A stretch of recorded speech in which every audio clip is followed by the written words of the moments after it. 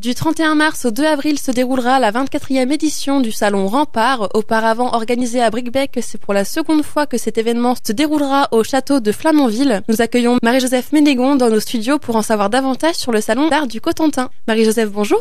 Bonjour. Parlons dans un premier temps de l'association qui, rappelons-le, est constituée uniquement de bénévoles, en partie artistes.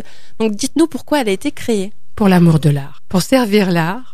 Parce que les fondateurs, à l'époque, il y avait peut-être moins d'événements de ce type et ils étaient convaincus que c'était nécessaire. Et la preuve qu'ils avaient raison, c'est que ça fonctionne. Ça fonctionne très bien. Et voilà, et nous en sommes à la 24e édition. Cette année, 8 peintres et 7 sculpteurs seront présents donc fin mars au château de Flamanville. Comment se déroulent les sélections, puisqu'il me semble que le maître mot du Salon Rempart, c'est la convivialité, mais aussi l'envie d'échanger entre artistes, entre bénévoles. Oui, mais aussi leur talent. Oui, alors, oui. Nous les choisissons en premier lieu pour leur talent et ensuite c'est un peu au nombre de voix parce que nombreux sont les candidats, aussi bien ceux que nous présentons, ceux qui se proposent eux-mêmes, ceux qui ont déjà participé à Rempart, ceux qui veulent venir pour la première fois. Le choix est difficile et il y a beaucoup d'appelés et une quinzaine d'élus chaque année.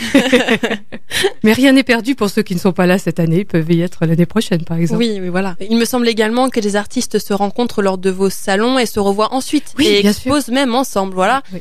C'est qui prouve bien que l'esprit des artistes est important, de manière à ce que les 4 jours de cohabitation, ce qui n'est quand même pas rien, se passent au mieux, parce que certains exposants logent sur place, c'est bien ça? Certains peuvent être logés sur place ou chez des membres de l'association.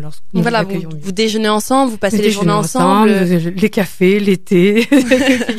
C'est nous vraiment les aidons à convivial, s'installer. Voilà. Voilà, nous tenons aussi éventuellement leur stand ils sont trop occupés, par exemple, à expliquer leur art à un visiteur ou à un autre. On peut dire quand même que vous rencontrez un franc succès, puisque l'an dernier, plus de 4000 visiteurs étaient au rendez-vous. D'ailleurs, qui sont ces personnes qui font la démarche de venir à votre rencontre? Principalement des acheteurs, des visiteurs, des familles, je suppose également des scolaires? Alors, les scolaires, c'est le vendredi principalement. Nous les accueillons. Chaque artiste est à son stand et explique ce qu'il fait, pourquoi il le fait, comment il le fait. Ça a beaucoup de succès également.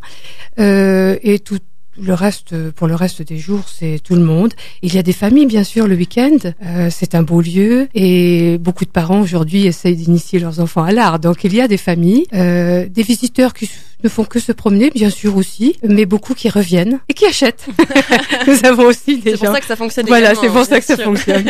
Vous organisez également un apéro-concert, il me semble, si je me trompe pas. Oui, quand est-ce qu'il a lieu? Le samedi. Le samedi soir, à partir de 19h, nous recevons cette année le groupe Bourbon Street Jazz Band qui va nous jouer du jazz New Orleans. Ça promet d'être très sympathique. Et cette année, je veux le préciser, pour la première fois, nous avons tout au long de l'exposition salon de thé ouvert. Voilà, de quoi boire, froid, chaud, de quoi grignoter. Donc il y aura des tables à disposition pour les visiteurs. À disposition dans la très belle salle de l'Orangerie. L'inauguration, c'est jeudi soir, le vernissage, généreusement offert par la mairie de Flamanville, qui nous soutient beaucoup. D'abord, elle nous reçoit gracieusement dans les belles salles du château. Elle aide à la publicité et donc elle nous offre un vernissage avec tout ce qu'il faut. Je rappelle que la 24e édition du Salon Rempart aura lieu du 31 mars au 2 avril inclus au château de Flamanville de 11h à 19h sans interruption.